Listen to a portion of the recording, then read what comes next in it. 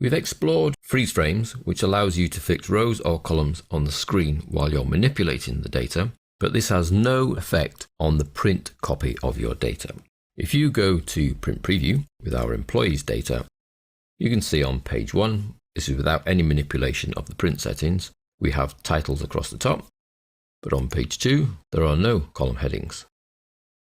Page 3, no column headings. Page 4, we've moved along the data, so we do have column headings, but now we can't see who the people belong to. So we need a facility really to freeze headings and possibly columns for the print version. Well, this is achieved from the page layout ribbon and print titles.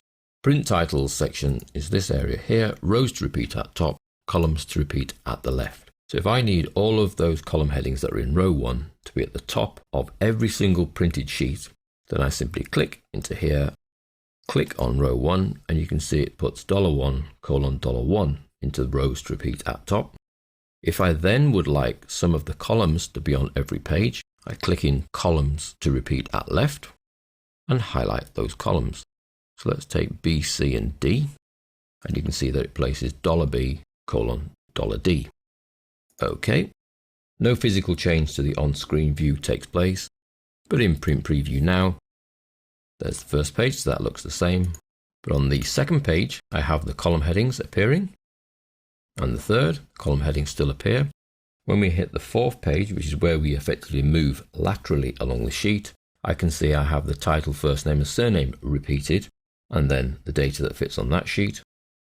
Same for page 5, title, first name, surname are repeated.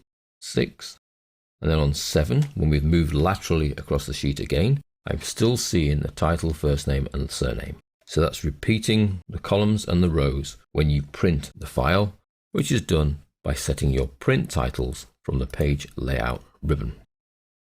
One thing to be aware of when setting your print titles is that it cannot be done from Print Preview.